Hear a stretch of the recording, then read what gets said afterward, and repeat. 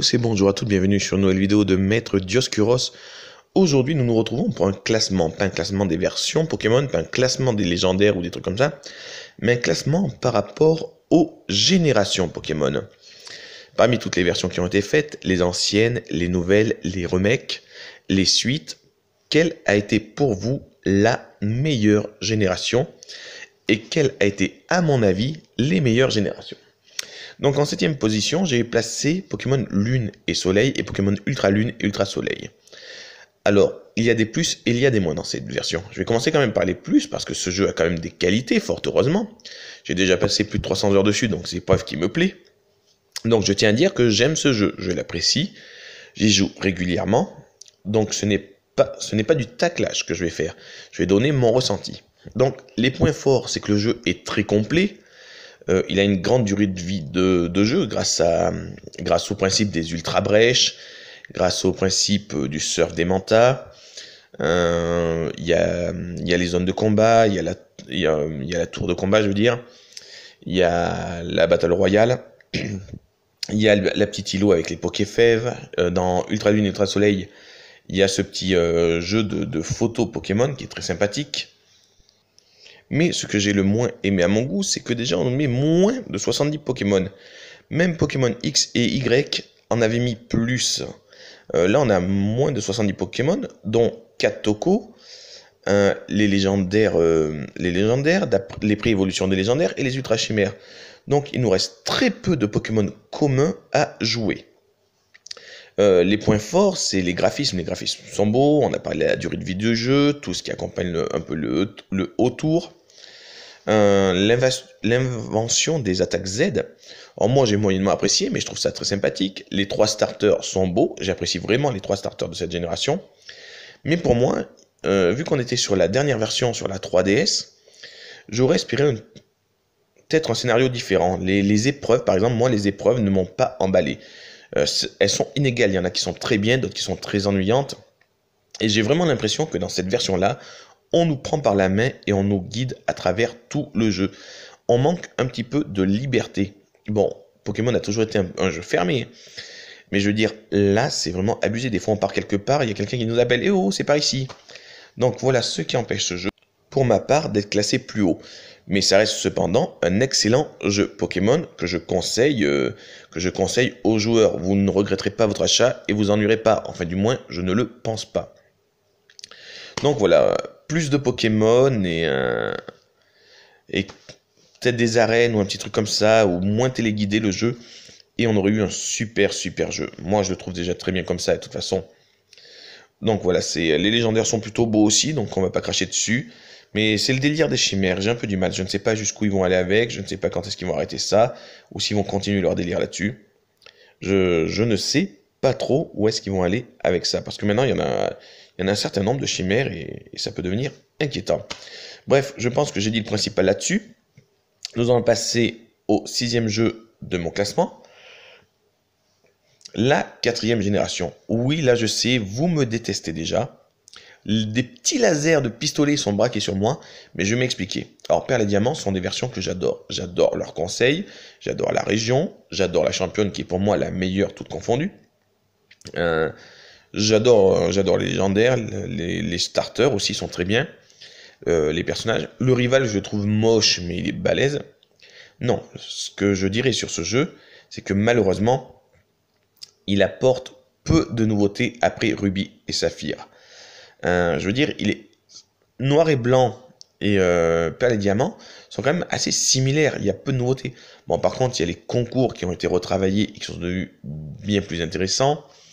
Le niveau du jeu est assez élevé et la durée de vie est phénoménale, surtout dans Platine avec le monde inversé ou la zone de combat. Donc c'est vrai que pour s'ennuyer sur Perle et Diamant, il faut quand même le faire.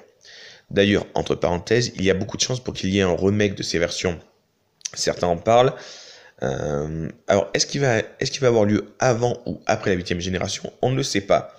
Il faut savoir déjà que Perle et Diamant a déjà 12 ans et que forcément, il faut s'attendre à une suite.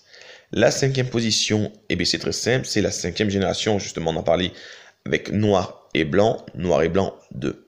Alors quels sont les points forts et les points faibles de ces versions? Alors les points forts, il y en a plein. Déjà, vous commencez avec 156 nouveaux Pokémon. Et vous faites l'aventure qu'avec eux. Pour retrouver des Pokémon des anciennes générations, il faut attendre d'avoir battu le Conseil des 4.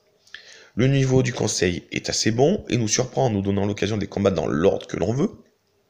Le rival, surtout dans Noir et Blanc 2, est assez sympathique. La team est classe. L'antagoniste Getis est vraiment maléfique. N est tourmenté et charismatique.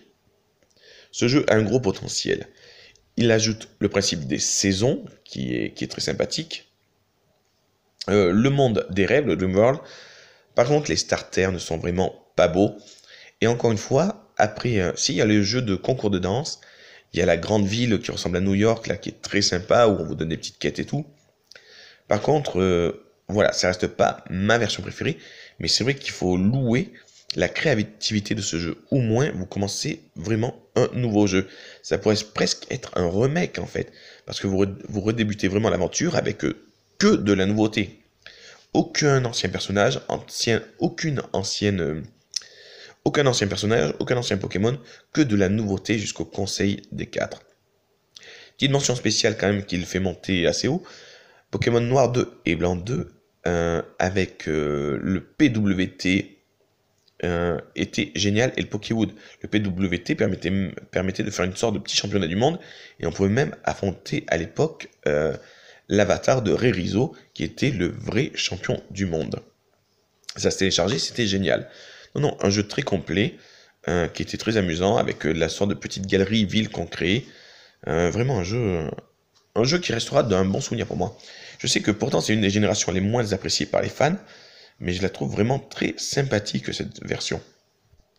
Donc surtout n'hésitez pas à faire ou à refaire cette version, qui reste l'une des plus sympathiques des 7 générations sorties actuellement.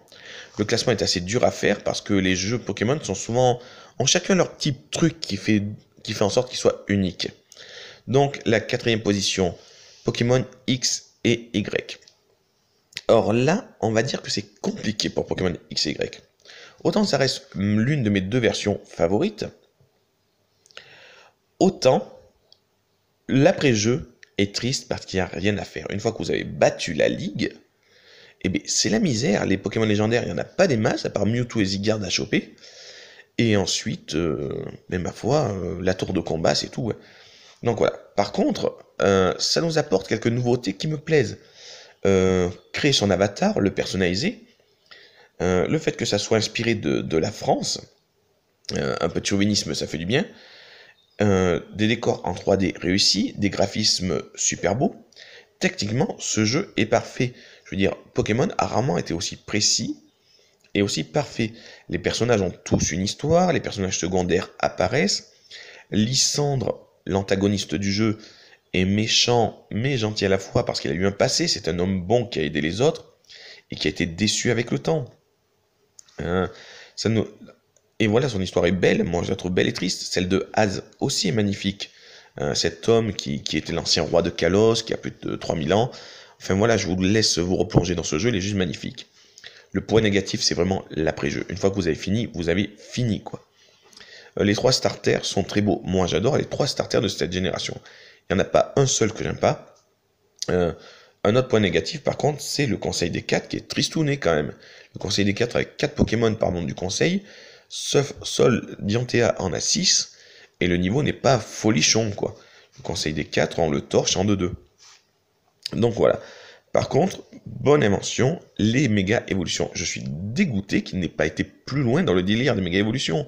J'ai préféré 100 fois la méga évolution aux cristaux Z ou aux ultra chimères. Donc voilà, c'est vraiment mon petit coup de gueule. Ils auraient dû continuer, nous montrer d'autres méga évolutions. Peut-être même refaire tout le Pokédex comme ça. Les décors, eh bien, on retrouve des décors de la France.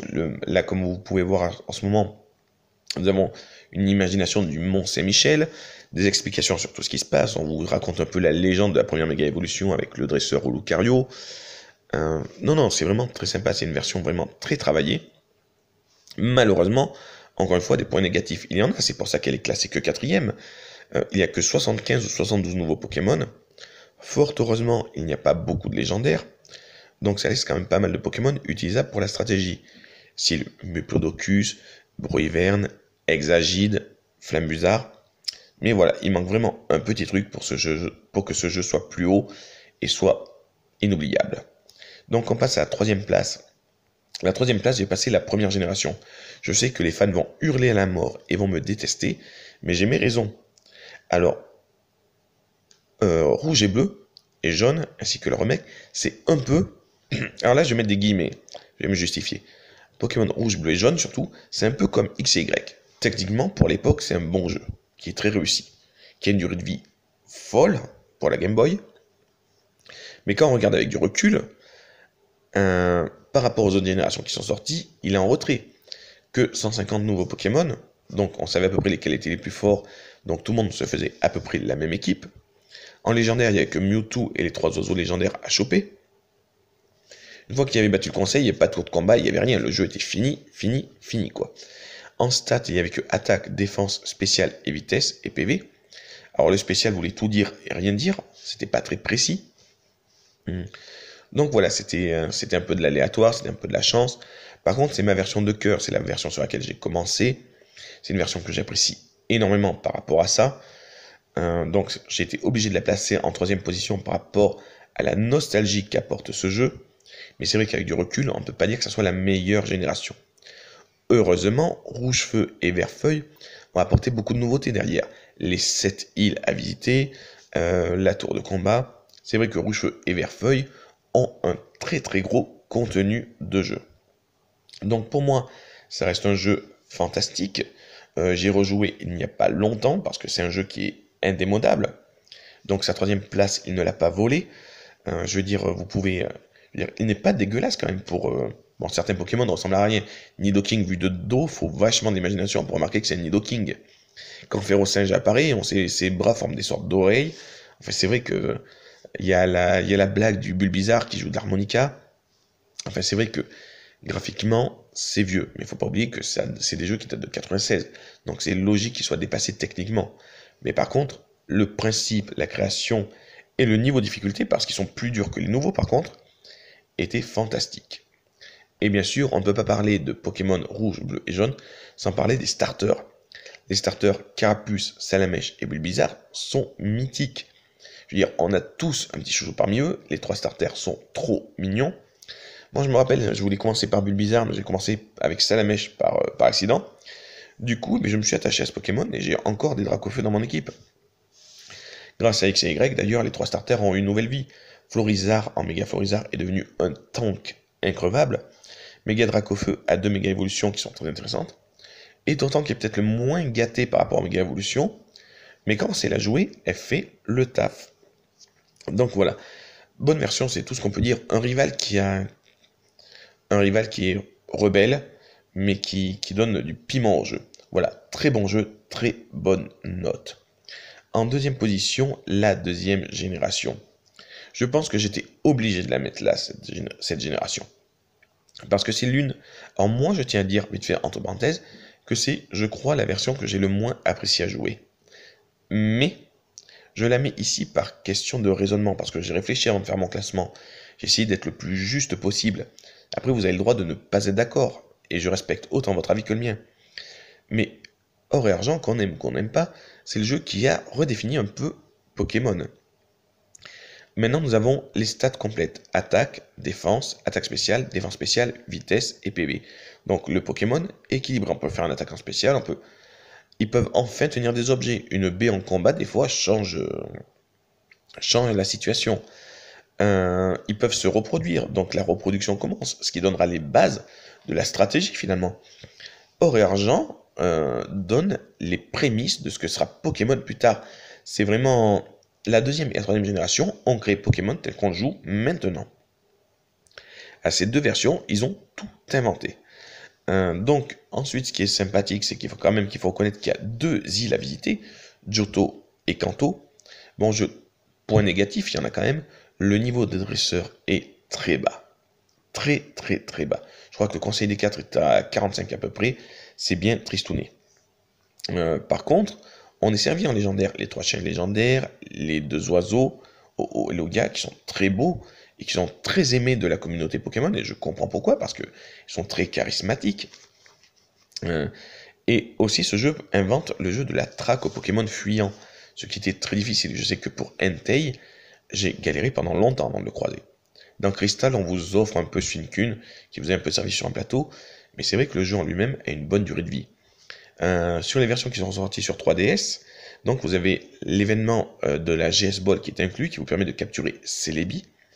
Donc voilà, c'est un jeu très complet. Pour l'époque, on va dire graphiquement beau, une grosse durée de vie de jeu. Je veux dire, vous pouvez le refaire maintenant, il n'est pas non plus horrible, donc il est très agréable. On va parler aussi également pour ce jeu des 3 starters.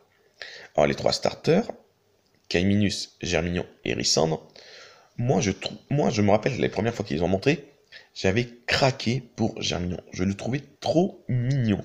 Mais stratégiquement, ce Pokémon est injouable, même à l'évolution finale. Le plus gâté dans cette génération, c'est quand même Kaiminus.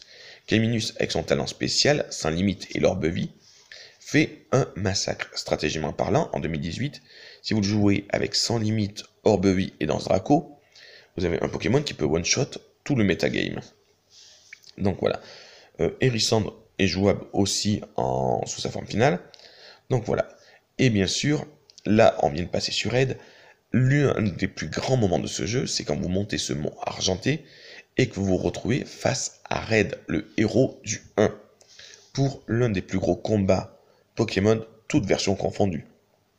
Il vous combat avec son équipe type lors d'un gros match, et là c'est juste fantastique. Je veux dire, quand on arrive devant Red, on est surpris, on est heureux, enfin à l'époque, puisque fallait le trouver. Et non, c'était vraiment génial, c'est vraiment une très bonne idée des concepteurs du jeu. Et voilà pourquoi Or et Argent est si bien placé. La reproduction, la possibilité des objets, les 2 régions à visiter, 100 nouveaux Pokémon en plus, même s'il y avait pas mal de pré-évolution malheureusement. Recombattre les anciens champions d'arène, et bien sûr, ce combat final contre Red. Donc voilà, une 2e place méritée. La première place, mais la première place, il ne reste plus qu'un jeu, donc c'est évident. La première place revient à Pokémon Ruby, Saphir, Emerald et bien sûr Rosa. Pourquoi? Alors déjà, je trouve que Rosa sont les versions les plus complètes jamais sorties. Vous avez les anneaux de Hoopa, qui sont en quelque sorte les prémices de ce que seront les Ultra Brèches. Je pense qu'on est d'accord. Chevaucher Latios, Omega Latios, Omega Latias, c'est un peu quand vous chevauchez Solgaleo ou Lunala, dans Pokémon Ultra Lune et Ultra Soleil. Donc il y a tout. Bon, sauf les Pokémon qui n'ont pas encore été créés dans la 7ème génération, dans Rosa, vous pouvez capturer tous les Pokémon existants du jeu, donc les 386. Je ne vois plus le nombre, donc je ne vais pas dire de bêtises. Donc Pokémon Ruby Saphir, donc premier du nom, eux, avaient le mérite d'inventer plein de choses. Déjà, il y avait les concours de beauté, qui étaient très sympathiques à jouer. D'ailleurs, je me rappelle que j'avais un ami, dont son pseudo était Flash dans le jeu, qui s'était spécialisé là-dedans et qui jouait super bien d'ailleurs. Les 2 légendaires sont très beaux. Kyogre et Groudon et Rayquaza sont très classe. Vous avez les 3 Régis à choper, et Latios et Latias. Donc en quête de légendaire, vous avez quand même du menu. Malheureusement, les 2 teams rivales sont plutôt sympathiques, sont plutôt classe, mais ont des raisons un peu bêtes de se battre. S'il y a trop de terre, on meurt. S'il y a trop d'eau, on meurt. Donc les raisons de se battre sont un peu futiles. Mais le principe du jeu y est. Le jeu est long, il y a une bonne durée de vie, il y a la tour de combat. Dans Emerald, il y avait la zone de combat, avec 7 épreuves, qui étaient quand même bien relevées. Et bien sûr, ça a inventé les combats duo. Les combats duo, faut pas oublier que même si beaucoup de joueurs en France jouent Smogon, au Showdown, il faut pas oublier que les combats duo sont les vrais championnats officiels Nintendo. Le VGC Nintendo qui a lieu tous les ans au mois d'août se passe en format duo. 4 Pokémon sélectionnés sur les 6, 2 vs2. Un peu les matchs que je fais sur mes vidéos. Donc voilà. La vraie reproduction commence maintenant. On peut vraiment commencer à travailler la stratégie avec beaucoup d'objets à donner. Les reproductions pour choisir un peu les sexes, les talents, les natures, tout y est. Vraiment, Pokémon se développe là. Et la stratégie ne sera plus jamais comme avant. Après, on peut parler du Conseil des 4. Le Conseil des 4 est assez charismatique. Personnellement, on peut parler de Glacia, Aragon et Pierre Rochard, Ils ont quand même un sacré charisme et un très bon niveau. Et d'ailleurs, dans Rosa, ça a été respecté, puisque quand vous retournez combattre, ils ont tous 6 Pokémon, une méga évolution par équipe, et un très bon niveau de combat. C'est justement un peu ce que je reprochais à X et Y quand on en parlait, et qui m'a fait le placer qu'à la 4e position, c'est que le conseil est très bas. Le conseil de Pokémon Rosa est l'exemple même du conseil des 4 équilibré et qui a un bon niveau, et qui permet au moins d'avoir un peu de challenge. Le problème de X et Y, c'est que le challenge n'y était pas du tout. Donc je crois qu'on a fait un peu le tour de cette version, des versions Ruby, Saphir, Emerald et Rosa. On a parlé du fait que ça soit sûrement la version la plus complète, avec le prémisse des Ultra Brèches pour les remakes, un Pokédex ultra complet, un nouveau style de combat, donc le format duo, plus d'une centaine de nouveaux Pokémon, dont certains très intéressants. On a parlé de Métalos, on peut parler de Dratak, on peut parler de Altaria. Les versions Rosa apportent des méga évolutions, justement, méga Métalos, méga Altaria, méga Dratak, méga Junko, méga Lagron, parce que les starters sont très sympas aussi. Donc voilà une version que je trouve difficile à égaliser. Les cachettes secrètes étaient fantastiques, ça fait partie des points forts, même si je préfère les cachettes secrètes telles qu'elles étaient dans Ruby, Saphir, Emerald, mais dans Rosa, le principe y est. Donc voilà, je veux dire, c'est très difficile de faire mieux que ces versions en termes de contenu. Voilà, pour ma part, j'ai exposé mon avis. J'ai hâte de connaître le vôtre. N'hésitez pas à commenter, à liker et à partager. Pour moi, c'est toujours un très grand plaisir de faire des vidéos pour vous. J'espère que vous avez apprécié celle-là. Certes, elle n'est pas parfaite, mais elle est faite avec passion pour partager l'amour du jeu vidéo qu'on a tous ensemble et surtout de cette franchise Pokémon. On se retrouvera très bientôt sur ma chaîne pour des vidéos sur des jeux Switch, du rétro gaming, et la prochaine vidéo sur 3DS sera sur du Monster Hunter. On sait que Monster Hunter World est sorti, donc c'est un jeu qui est revenu dans l'air du temps.